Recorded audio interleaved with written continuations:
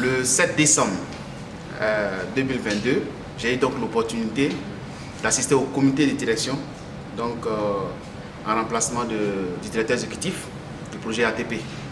Donc c'est le comité de direction réunit en fait tous les directeurs exécutifs et les directeurs qui dépendent directement de madame le directeur général.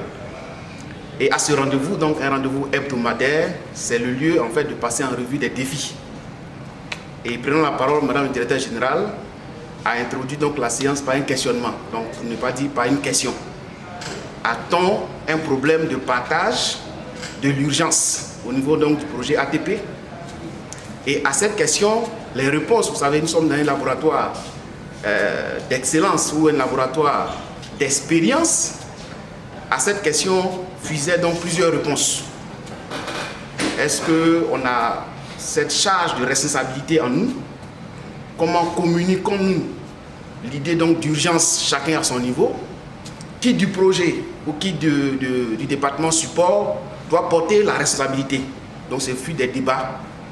Et l'idée, c'est de retenir en fait que celui qui est l'initiateur du projet, donc nous, à notre niveau, puisse porter toute la responsabilité. Donc la chaîne de responsabilité jusqu'à la fin de son projet. J'initie une activité, il faut que je m'assure que la responsabilité est partagée et que j'arrive à distribuer, donc par des moyens, des canaux de communication, tous les supports qui sont censés nous supporter dans notre charge de travail, l'idée d'urgence. C'est normal que chacun vienne avec sa priorisation d'urgence, urgence avec une certaine distinction, à une valeur de notation, de couleur. Mais quand ceux qui sont au niveau du support reçoivent en même temps des documents ou des dossiers qui ont les mêmes niveaux d'urgence, il va sans dire que pour faire une priorisation, c'est vraiment difficile.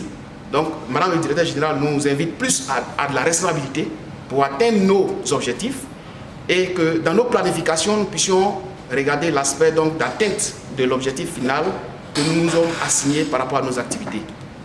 Donc c'est sur cette base-là, et elle a fait encore des recommandations pour dire que dans nos communications avec nos collègues, il faut qu'on identifie déjà l'objet clé de la communication qui doit se situer au niveau de l'objet de soit par exemple du mail, pour dire est-ce qu'on sollicite une décision, on sollicite un appui ou on sollicite une action. Donc il faut qu'on puisse flaguer vraiment les différents éléments et qu'on soit concis et précis dans toutes nos requêtes que nous faisons. Voilà. C'était le message que Madame le directeur général a souhaité que je partage à vous, à tous les équipes, à toute l'équipe de ATP, et que chacun se sente responsable à tous les niveaux donc de son dossier qui est mis donc dans le circuit du compact et même de MCA Côte d'Ivoire. Merci.